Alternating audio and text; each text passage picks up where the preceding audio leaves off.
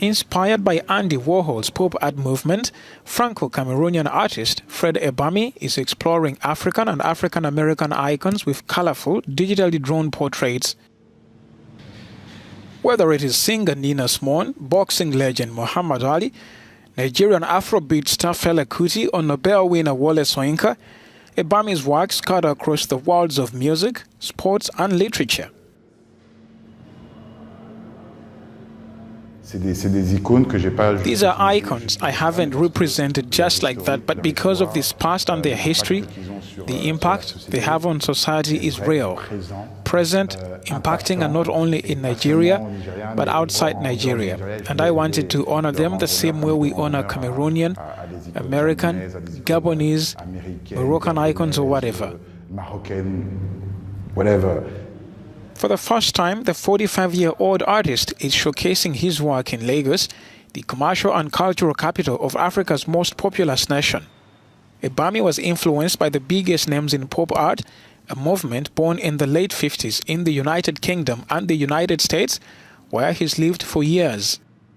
The Yes We Kanye art piece is inspired by Obama's Yes We Can, and I changed it because the message behind it is nothing is impossible. If you are passionate and if it is your dream, you can make it happen wherever you are. You can do it.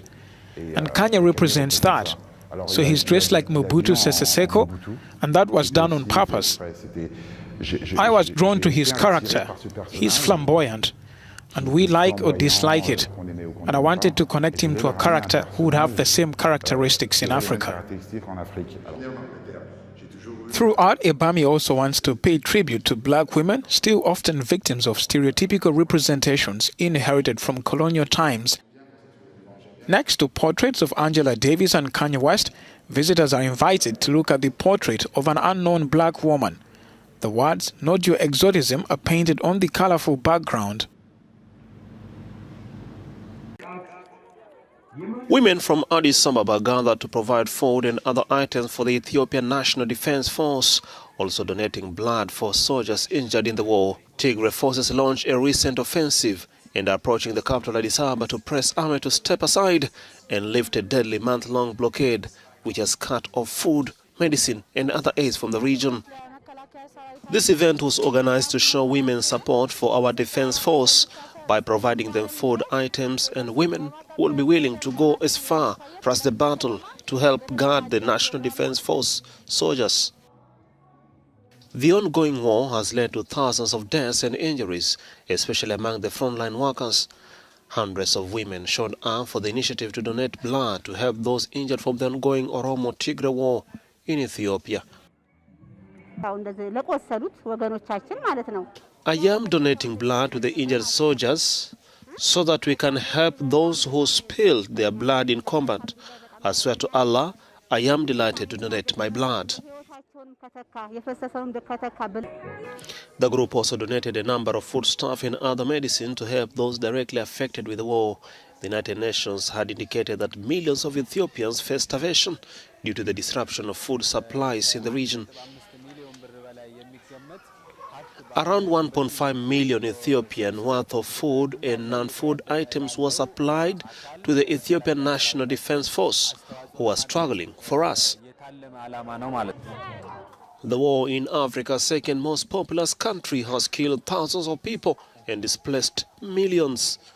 Now the Tigray forces, who dominated the national government for 27 years before a political fallout with Abiy, are approaching Ethiopia's capital, Addis Ababa. Survivors of Sierra Leone's fire explosion are still responding to treatment. Majority of the patients are admitted at hospitals, but this survivor was too late to be admitted. He was then rushed to a private nurse who has helped him in curing the burns. I thank God for my condition. It's gradually improving. I lost many of my friends at the car wash, but I pray that God grants me a speedy recovery. I will be survivor. This is the 34 military hospital in Freetown, Sierra Leone. Behind me you can see a special unit, which is the bones unit, where patients are being admitted and treated.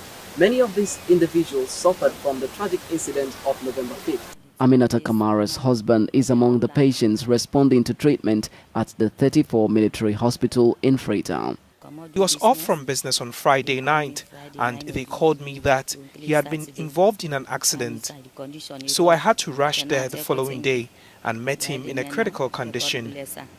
Captain Alimami David Fona is the wardmaster in charge at the 34 military hospital bonds unit. We are collaboratively working with all the departments in the hospital, like the physiotherapy department, the theater department, because getting their veins is so difficult, except we have to get the anesthetist to help us in doing that.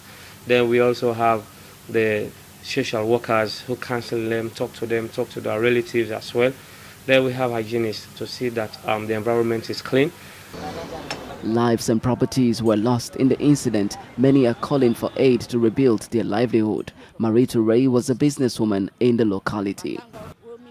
My children and I were able to come out of the incident. For this, we thank God. It wasn't easy with the disaster. This is where I usually do my business, and it is where I depend for survival. I am not feeling well as I speak. We haven't received help from anyone yet. Family members remain hopeful that their loved ones will recover and get back to normal life. It's not been long since Sudan experienced the deadliest day in a series of anti-coup protests. Security forces opened fire on thousands of anti-coup protesters in Khartoum and its twin city, Omdurman. Whilst families mourned the death of their loved ones, others took to the streets of Khartoum on Friday after prayers to protest last month's coup, which has birthed a series of protests killing and injuring the masses. At least 15 people were killed in the crackdown on Wednesday. The military seized power on October 25, dissolving the transitional government, arresting dozens of officials and politicians. The coup has drawn international criticism, with U.S. Secretary of State Antony Blinken condemning the military's act. Despite the violence, U.S. diplomats say they remain hopeful for a resolution to the crisis. At least 39 people have been killed and hundreds wounded in protests since October 25, according to doctors. U.S. Secretary of State Antony Blinken on Thursday opened talks with Nigerian President Muhammadu Buhari and Vice President Yemi Osibanjo as part of his multinational African tour. The meeting, which took place at the presidential villa, was aimed at broadening ties as persistent unrest and human rights concerns prompt calls to revamp the U.S. relationship with Africa's most populous nation. Blinken and Osibanjo signed a series of agreements between the U.S. and Nigeria during their meeting. On the eve of his visit, Blinken reversed one Trump action by removing Nigeria from a U.S. blacklist of nations that violate religious freedom. Blinken said the U.S. would work closely with Nigeria to provide support in the areas of coronavirus vaccines as well as military affairs and trade. Blinken arrived in Nigeria from Kenya, where he called for African-led solutions to the continent crisis, including the sprawling war in Ethiopia.